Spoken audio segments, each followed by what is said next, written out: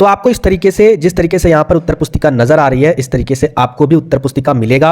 और यहाँ पर जिस तरीके से रोल कोड का खाली जगह है, उसके बाद फिर क्रमांक यानी रोल नंबर, इसके बाद यहाँ पर है पंजीयन संख्या, ठीक है, जैसे यहाँ पर देखिए नंबर है, उसके बाद यहाँ पर वर्ष है। अब यहाँ पर बहुत सारे स्टूडेंट पूछते हैं कि सर कितना पन्ना लिखेंगे, तो देख लीजिए साक्षात यहाँ पर टॉपर्स की कॉपी है, मैं आपको गिनकर बता दे रहा हूँ। आप सभी का स्वागत है आपकी अपनी यूट्यूब चैनल जीएम स्टडी में। जो भी स्टूडेंट इस वीडियो को देख रहे हैं, वीडियो को अंत तक देखिएगा, क्योंकि देखिए आपकी तैयारी हो चुकी है या फिर नहीं हो चुकी है, जो आपका कल पेपर है उससे कोई मायने नहीं रखता। इतना जान लीजिए, कल के डेट में जो आपका 3 घंटे का टाइम रहने वाला है, पेपर देने वाला जो आपका 3 घंटे का टाइम है ना, वही 3 घंटा साबित करेगा कि आपका रिजल्ट भविष्य में क्या होने वाला है। इसीलिए अगर जिन स्टूडेंट का तैयारी अभी तक से नहीं भी हुआ है, स्ट्रेस नहीं लेना है। इतना जान लीजिएगा, बहुत सारे ऐसे भी स्टूडेंट होते हैं जिनकी तैयारी बहुत हाई लेवल, वो सालों भर पढ़ते हैं, लेकिन 3 घंटे के एग्जाम हॉल में, 3 घंटे के एग्जाम हॉल के प्रेशर में लिखते ढंग से नहीं है, कुछ ऐसी गलती करते हैं जिस कारण से उनका रिजल्ट डाउन हो जाता है। कुछ हद तक, पूरा खराब नहीं होता है। एग्जामिनर आपसे किस चीज की अपेक्षा करती है, कॉपी में किस तरीके से लिखा होना चाहिए,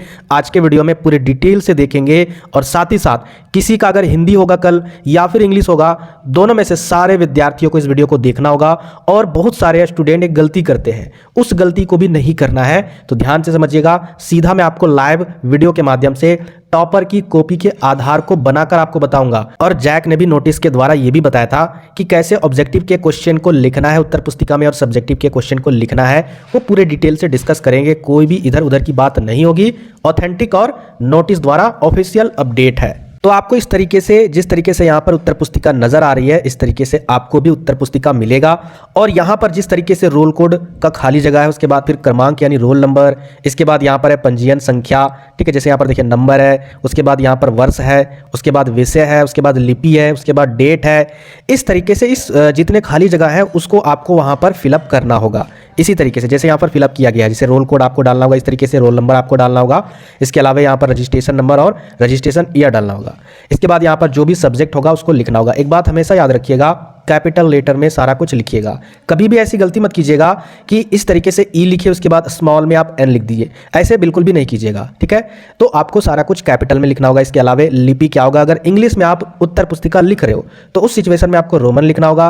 अगर आप हिंदी में लिख रहे हो तो उस सिचुएशन में आपको देवनागरी लिखना होगा। बाकी डेट आप वही डालिएगा जो कल का रहने वाला है। बाकी नीचे वाला जो आपका कॉलम है ये टीचर फिल करेंगे। जब आप उत्तर पुस्तिका पूरे तरीके से लिख दोगे, उसके बाद फिर दूसरे जिले में जाएगा, वहां पर दूसरे जिले के टीचर कॉपी को चेक करेंगे। तो वहां पर देखेंगे कि क्वेश्चन नंबर 1 में आपको कितना मार्क्स मिला, 2 में कितना मार्क्स मिला, 3 में, 4 में, इस तरीके से यहाँ पर मार्क्स ऑब्टेन करेंगे, यानी यहाँ पर लिखेंगे। उसके बाद देखेंगे कि टोटल मार्क्स कितना मिला। तो यहाँ पर देख सकते हो इनको कितना मार्क्स मिला, 84 मार्क्स मिला है टोटल। आउट ऑफ 100 में 84 मार्क्स इनको मिला है। और ये 2016 का कॉपी है, ठीक है। जैसे 2016 में ना पूरा 100 क्वेश्चन का इंग्लिश होता था, और 100 क्वेश्चन में सोचिए कि आपका 84 लाना बहुत ही आसान नहीं था पहले के मुकाबले में, सॉरी आज के मुकाबले में। क्योंकि आज क्या हो गया है, तकरीबन अभी अगर देखा जाए तो 30% MCQ क्वेश्चन है। इससे आपका एग्जाम पेपर ना आसान हो जाता है, लेकिन पहले वैसा बिल्कुल भी नहीं था। 10 से 15 नंबर ही आपका MCQ क्वेश्चन पूछा जाता था, बाकी खुद से स्टूडेंट मेहनत करके उत्तर पुस्तिका में नंबर यानी मार्क्स लाते थे। तो देखिए यहाँ पर आपको कैसे लिखना होगा 1 नंबर वाले क्वेश्चन और सब्जेक्टिव क्वेश्चन। सबसे पहले यहाँ पर देखिए, इस पेपर में ये काम तो कर दीजिएगा। इसके बाद फिर आप पन्ने को पलटिएगा। पन्ने को पलटने के बाद जो आपका पहला वाला पन्ना मिलेगा, ठीक है, जो पहला वाला पेज मिलेगा, इसको छोड़ देना है। जैसे यहाँ पर ये टॉपर है, टॉपर की कॉपी में आपको दिखा रहा हूँ, स्टेट टॉपर, जिला टॉपर नहीं, इन्होंने ये पहला पन्ना छोड़ दिया। फिर देखिए पहला पन्ना छोड़ने के बाद नेक्स्ट जो पेज रहेगा उसमें आपको उत्तर लिखना होगा। कई यूट्यूब वीडियो में मैंने देखा है, इस वीडियो को बनाने से पहले मैंने सर्च किया यूट्यूब में क्या इसके रिगार्डिंग वीडियो को बेहतर अपलोड किए हैं या फिर नहीं किए। तो बहुत सारे ऐसे भी चैनल है जिसमें कुछ पॉइंट्स तो बता दिए, लेकिन कुछ इंपॉर्टेंट पॉइंट को छोड़ दिए, इग्नोर कर दिए। तो आप हमेशा एक बात को याद रखिएगा, आपको जरूरी नहीं कि पहले क्वेश्चन नंबर से ही आपको स्टार्ट करना है। आप जो भी क्वेश्चन का उत्तर अच्छे से जानते हो, सबसे पहले उसी को लिखिएगा। ऐसा क्यों बोला जाता है? क्योंकि जिस क्वेश्चन का आंसर आप सही सही जानते हो, सबसे पहले टीचर उसी पन्ने को चेक करेंगे। और अगर उस पन्ने में देखेंगे कि शिक्षक यार बहुत ही अच्छे राइटिंग से, लिखावट से, अच्छे तरीके से इन्होंने सारा क्वेश्चन को फील किया है, तो फिर आगे जो क्वेश्चन में कुछ भी मिस्टेक होगा ना, उसको दरकिनार करके वो आपको मार्क्स दे देते हैं। दूसरे पॉइंट पर ध्यान से समझिएगा, जैसे इन्होंने क्वेश्चन नंबर 7 का उत्तर देना अच्छा समझा, तो क्वेश्चन नंबर 7 में बहुत सारे क्वेश्चन थे, ए करके, बी करके, सी करके, डी, ई, एफ, जी जो भी था। तो क्वेश्चन नंबर 7 में इन्होंने क्वेश्चन नंबर ए को इस तरीके से ए लिखे, इसके बाद इसके उत्तर को लिखे। इसके बाद नेक्स्ट क्वेश्चन को देने के लिए इन्होंने, अच्छा याद रखिएगा, आप अगर शॉर्ट आंसर देना चाहते हो, जैसे इन्होंने पोएम का नाम दिया, जैसे ये पोएम से रिलेटेड क्वेश्चन होगा, आप सभी को पता होगा, जैसे गद्यांश का क्वेश्चन रहता है ना, उस तरीके से। तो यहाँ पर आप उसके क्वेश्चन को, क्वेश्चन नंबर 1 को अगर आप उत्तर देना चाहते हो तो यहाँ पर सबसे पहले पोएम का नाम लिखकर डैश देकर आप उसका नाम लिखिएगा। उसके बाद फिर पोएम के पोएट के नाम को लिखना है, ठीक है, यानी कवि के नाम को लिखना है। तो याद रखिएगा, आप एक लाइन छोड़ दीजिएगा। और इनका लिखावट देखिए कितना गैप है। यहाँ पर देखिए, ये दा लिखने के बाद पोएट लिखे तो यहाँ पर इतना सा गैप है, यहाँ पर हल्का सा गैप है, फिर यहाँ पर हल्का सा गैप है। बहुत सारे स्टूडेंट क्या करते हैं ना, पूरा चिपका कर लिखते हैं, सटा हुआ लिखते हैं। ऐसा आपको सटा हुआ बिल्कुल नहीं लिखना है, थोड़ा सा गैप छोड़ना है ताकि कॉपी साफ दिखे। ज़्यादा चिपका कर लिखोगे तो ऐसा लगेगा कि गजबजायल जैसा लगेगा। समझ रहे हो ना मेरी बात को? तो उस तरीके से आपको नहीं लिखना है।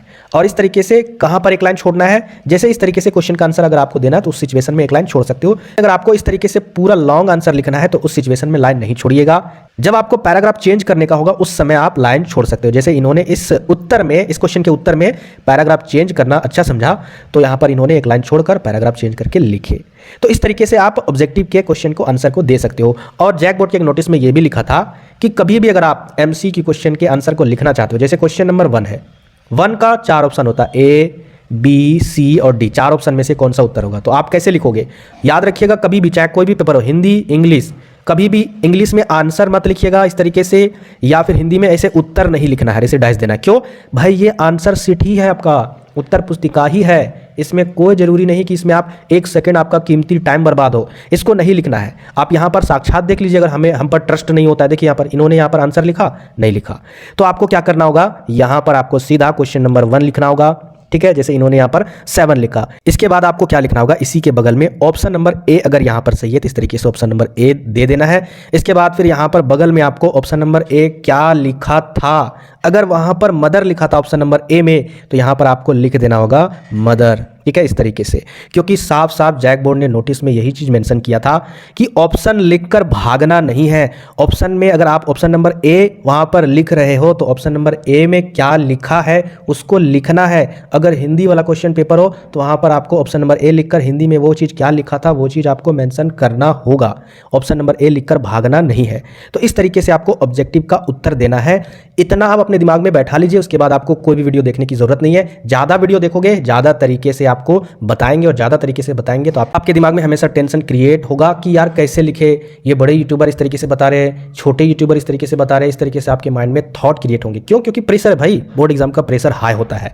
इसके बाद देखिए यहाँ पर आगे अगर बात करें तो देखिए यहाँ पर इनका गैपिंग देखिए किस तरीके से छूटा हुआ है। आप यहाँ पर देख सकते हो, अच्छे से देखिए, क्योंकि कल आपको यही काम करना है। तो क्यों ना आज इस वीडियो में पूरे कंप्लीट से समझ लें। तो यहाँ पर आप ध्यान से समझिए, वीडियो को रोक कर भी देखिए कहाँ पर ये डबल इन्वर्टेड कॉमा दे रहे हैं, किस तरीके से ये लिख रहे हैं। इस बात को एनालिसिस कीजिए, क्योंकि कितनों सालों भर आपने कुछ भी पढ़ा वो मायने नहीं रखता है। आप कितना तेज हो, चौक चौराहे पर आप सारा आंसर दे देते हो, कोई नहीं आपका समझेगा। लेकिन अगर आप कुछ भी नहीं पढ़े और कल का पेपर आपने टॉप लेवल का लिख कर आया, 3 घंटे में बहुत बेहतर लिख कर आए और आपका रिजल्ट बहुत हाई चला गया, 80+ चला गया, तो इसका मतलब आपकी रिस्पेक्ट होगी और इतनी होगी कि आप सोच भी नहीं सकते हो। अब यहाँ पर कुछ इंपॉर्टेंट पॉइंट पर भी डिस्कस कर लेते हैं। जैसे कि अगर आप सेक्शन ए का उत्तर दे रहे हो, ठीक है, सेक्शन ए, तो आपको हेडलाइन में सेक्शन ए लिखना होगा, इतना याद रखिएगा। अब सेक्शन ए में टोटल 10 क्वेश्चन है, मान के चलिए 10 क्वेश्चन है, तो 10 क्वेश्चन का आपको पूरा कंप्लीट जवाब दे देना होगा। अगर मान के चलिए आपको 10 क्वेश्चन में से ही 4 ही क्वेश्चन का उत्तर आपको आ रहा है, जैसे कि यहाँ पर देखिए सेक्शन ए लिख दिए। सेक्शन ए लिखने के बाद यहाँ पर पहला क्वेश्चन लिखे, फिर दूसरा, फिर तीसरा, फिर चौथा, आगे आपको उत्तर आ ही नहीं रहा है। जैसे यहाँ पर ये 1 2 3 का ही उत्तर आ रहा है, 3 का उत्तर आप यहाँ पर मेंशन कर दिए। इसके बाद आपको क्वेश्चन नंबर 4 के लिए जगह छोड़ देना होगा, क्वेश्चन नंबर 5 के लिए भी जगह छोड़ देना होगा। ऐसी गलती कभी भी नहीं करनी है कि आप यहाँ पर 3 क्वेश्चन सेक्शन ए में लिखे, उसके बाद फिर आप आखिरी पन्ने में सेक्शन ए का बचा हुआ क्वेश्चन लिख दिए कहीं से पूछ पाछ के। ऐसा बिल्कुल मत करना। जिस सेक्शन का क्वेश्चन आप उत्तर लिख रहे हो उसी सेक्शन का उसी पन्ने में, यानी सीरियल वाइज उसी तरीके से पूरा कंप्लीट कर लेना है। नहीं आता है तो उसके लिए जगह छोड़ दीजिएगा। लेकिन मैंने आपको शुरू में क्या बताया, जिस क्वेश्चन का आंसर आप जानते हो उसको पहले बनाओगे। तो सेक्शन ए का क्वेश्चन सब पढ़ लीजिएगा, सब जानते होंगे तो सब उसको बनाइएगा। उससे क्या होगा, कभी भी गड़बड़ी नहीं होगी। सभी क्वेश्चन को पढ़ने के बाद पता चल गया कि हाँ सारे आंसर हमें आते हैं, तो पहले हम इसको कंप्लीट कर लेंगे। समझ में आया ना? तो एमसीक्यू में क्या कीजिएगा, पहले 1 से लेकर 2 से लेकर 3 से लेकर 4 से लेकर इसी तरीके से टोटल आप 30 तक पूरा कंप्लीट क्वेश्चन का ऑप्शन सारा कुछ अच्छे से लिख लीजिएगा। अगर जिनका आंसर नहीं आता होगा तो इस तरीके से बस क्वेश्चन नंबर ही लिख दीजिएगा। जैसे 29 का नहीं आ रहा है तो 29 लिख कर छोड़ दीजिएगा, बगल में ए और बी सी नहीं लिखिएगा। बाद में आपको लगेगा कि हाँ ये ऑप्शन होगा तो बाद में आप फिल कर सकते हो। समझ में आ गया होगा ऑब्जेक्टिव के बारे में। बाकी सब्जेक्टिव के बारे में कुछ इंपॉर्टेंट पॉइंट है, ध्यान से समझिएगा। गैपिंग वगैरह कैसे कैसे लिखना है वो तो आप देखकर यहाँ पर जान ही गए हैं। सबसे ज़्यादा कंफ्यूजन स्टूडेंट के अंडर में यही रहता है कि सर क्या हमको सिर्फ ब्लू पेन से ही लिखना होगा? आप 2 पेन यूज कर सकते हो। पहला आपको ब्लू पेन यूज तो करना ही है, साथ ही साथ ब्लैक पेन भी यूज करना है। कोई भी परेशानी नहीं होगी, इसकी गारंटी मैं लेता हूं। ट्रस्ट कीजिए, कोई भी दिक्कत नहीं होगा। लेकिन हाँ, ये दोनों पेन आपका जेल पेन नहीं होना चाहिए। जेल पेन आप समझते हो ना, जिसमें अगर आप किसी पन्ने में लिखते हो तो उस सिचुएशन में क्या होता है कि उस साइड में क्या होता है आपका जो इंक होता है वो दिखने लगता है। वैसा जेल पेन यूज नहीं करना है। डार्क जेल पेन बिल्कुल नहीं यूज करना है। बॉल पेन जो होता है, ठीक है, वो बॉल पेन ब्लू का और ब्लैक का दोनों को लेकर जाना होगा। फिर ब्लू और ब्लैक का यूज कहां पर कर सकते हो? क्वेश्चन नंबर डालने में आप ब्लैक का यूज कर सकते हो, उसके ऑप्शन को देने में ब्लैक का यूज कर सकते हो। समझ रहे हो ना?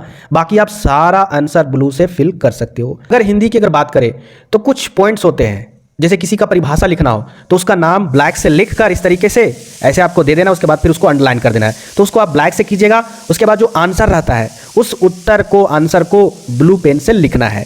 किसी पॉइंट्स को, किसी शब्द को आपको फोकस करना इस तरीके से कि हाँ शिक्षक इसको अगर देख लेंगे तो बेहतर होगा। जैसे कि पत्र लेखन में जो विषय होता है उसको अंडरलाइन करना होता है, तो आपने उस आंसर को ब्लू से लिखा विषय, तो अंडरलाइन किससे कीजिएगा? ब्लैक से कीजिएगा। और हाँ, इंपॉर्टेंट चीज़, स्केल लेना बिल्कुल मत भूलिएगा। स्केल लेते जाना है। क्यों? अंडरलाइन करोगे तो ऐसे अंडरलाइन नहीं कर देना, ऐसे नहीं करना है, सीधा करना है ताकि कोई भी दिक्कत नहीं होगा। और यहाँ पर देखिए इन्होंने नोटिस किस तरीके से मेंशन किया। नोटिस कभी भी लिखिएगा तो एक पन्ने में पूरा फिल हो जाना चाहिए, जैसे इन्होंने यहाँ पर फिल किया। बाकी आप इस तरीके से, आपको पता होगा बहुत सारा वीडियो यूट्यूब में आपको मिल जाएंगे कि नोटिस कैसे मेंशन करना है। तो इस तरीके से यहाँ पर नोटिस लिखा, एक ही पन्ने में लिखिएगा। ये नहीं कि एक पन्ने में आधा इतना लिखे, नेक्स्ट पन्ने में आधा इतना लिख रहे, ऐसा नहीं। इतना आप दिमाग लगा लीजिएगा। अब यहाँ पर बहुत सारे स्टूडेंट कंफ्यूज होते हैं। अगर बाई चांस किसी क्वेश्चन के आंसर में मिस्टेक हो जाता है तो उसको क्या करेंगे, किस तरीके से हम फिर उसको काट कर नेक्स्ट हम लोग अगले पन्ने में आंसर सही से लिखेंगे? तो देखिए इनका यहाँ पर मिस्टेक हो गया, ठीक है, यहाँ से है आपका ये वाला। तो फिर इन्होंने क्या किया, हल्का सा इस तरीके से लाइन खींचे और इस तरीके से साफ से लाइन खींचकर इन्होंने ये प्रदर्शित किया कॉपी में कि हाँ इस क्वेश्चन का आंसर गलती हो चुका है, इसका आंसर आगे वो लिख रहे हैं। अब फीका तरीके से आपको इस तरीके से अंडरलाइन कर देना है, इससे आपका ऑटोमेटिक पता चल जाएगा कि हाँ मिस्टेक है। लेकिन कभी भी ये गलती मत कीजिएगा, गलती हो गया तो इस तरीके से बहुत सारे स्टूडेंट ऐसे करने लगते हैं। ये गलती बिल्कुल मत कीजिएगा, -3-4 नंबर उड़ा देंगे, माइनस में 3 नंबर उड़ा देंगे। ये करते हैं क्यों? एग्जामिनर गुस्सा हो जाते हैं कि यार कैसा स्टूडेंट है, ना इनको यूट्यूब में, ना मोबाइल में, ना ही स्कूल या कॉलेज में कहीं नहीं टीचर बताए कि कैसे कॉपी लिखा जाता है। इस तरीके से बिल्कुल भी पोतना उतना नहीं है। खैर, मैं तो आशा यही करूँगा कि आप लोग गलती ना करें। जो भी आता है, जितना आता है उतना आप साफ साफ लिखिएगा। जरूरी नहीं कि पूरा भरना ही है पन्ना। और मैं आपको लास्ट में जाते जाते ये बताऊंगा कि गलती क्या नहीं करना है। गलती सबसे इंपॉर्टेंट जो चीज़ होता है ना, स्टूडेंट यही गलती करते हैं। एग्जाम हॉल में एंट्री लेते हैं, एंट्री लेने के बाद स्टूडेंट बहुत ज़्यादा स्ट्रेस फील करने लगते हैं। क्वेश्चन क्या आएगा, क्वेश्चन क्या रहेगा, क्या नहीं रहेगा, जो पढ़े हैं वो आएगा कि नहीं आएगा।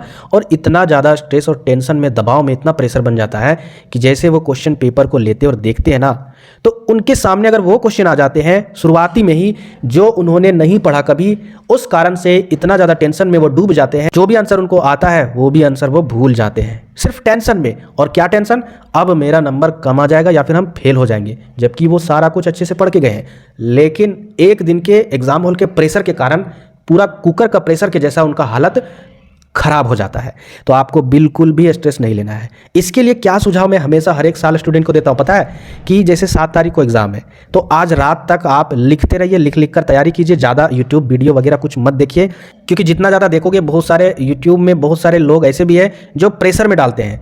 अगर आप इस वीडियो को नहीं देखोगे तो पछताओगे। अरे ऐसा थोड़ी ना होता है पछताओगे। ऐसा अगर किसी भी पर्टिकुलर व्यक्ति को पता चल जाएगा कि हाँ क्वेश्चन यहीं से आने वाला है, तो फिर क्यों इतने झारखंड में गवर्नमेंट टीचर है, डायरेक्ट उनको क्वेश्चन पेपर दे दिया जाता? ऐसा नहीं होता है, याद रखिएगा। जो आप पढ़े हो आपके लिए वही बेटर है। आप क्या कीजिएगा, आज रात लिखिएगा, खुद से कोशिश कीजिएगा कि हाँ आपकी लिखावट में कितना बेहतर हो सके। और लिखने के बाद टाइम पर आपको सो जाना है, सबसे इंपॉर्टेंट चीज़। स्टूडेंट सोते नहीं है, 12-1 बजे रात तक पढ़ते रहते हैं, जिस कारण से उसका माइंड स्ट्रेस फील करने लगता है सुबह में।